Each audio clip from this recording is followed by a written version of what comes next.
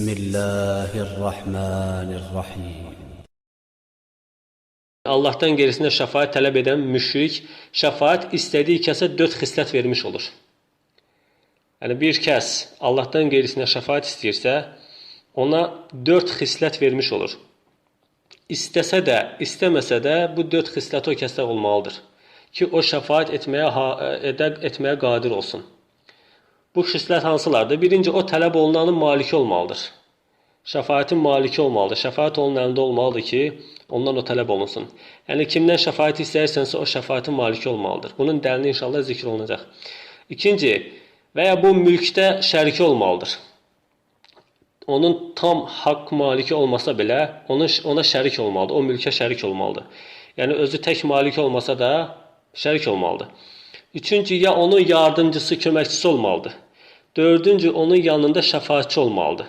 Və Allah bu 4 səbəbin hamısını özündən başqasından nəfi edərək Səba surəsində nə edir? Bunu qadağan eləyir. Allah Əzzə və Cəllə Səba surəsində bu 4 xislətin 4'ünü də qadağan edir.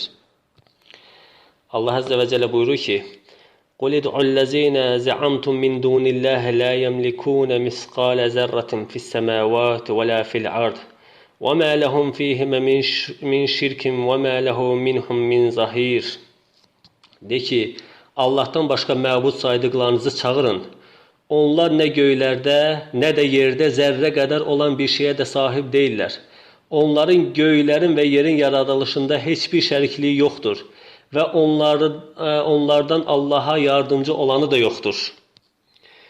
وَلَا تَنْفَعُ الشَّفَاءَةُ إِنْدَهُ إِلَّا لِمَنْ أَذْنَ لَهُ حَتَّى إِذَا فُرِّعَ عَنْ قُلُوبِهِمْ قَالُوا مَاذَا قَالَ رَبُّكُمْ قَالُوا الْحَقُّ وَهُوَ عَلِيُّ الْكَبِيرُ.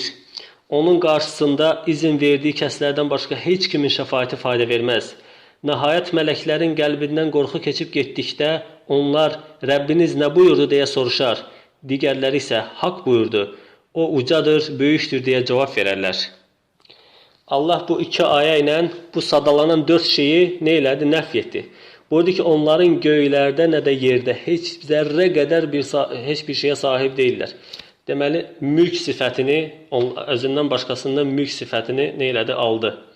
İkinci deyir ki, heç bir onların göylərdə və yerin yaradılışında heç bir şərikliyi də yoxdur. Şəriklik sifətini aldı. Demişdi ya, ya mülkün sahibi olmalıdır, şəfaət mülkün, ya da onun şəriki olmalıdır. Arxasınca deyir ki, onlardan Allaha yardımcı olanı da yoxdur. Yardımcı sifətini aldı.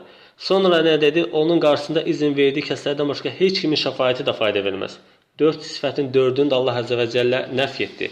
Müşrik isə bunları etməklə nə edir? Allahdan qeyrisində şəfaət tələb etməklə nə edir? Bu 4 sifəti yalnız Allah Əzzə və Cəllə xas olan 4 sifəti Allahdan qeyrisinə vermiş olur.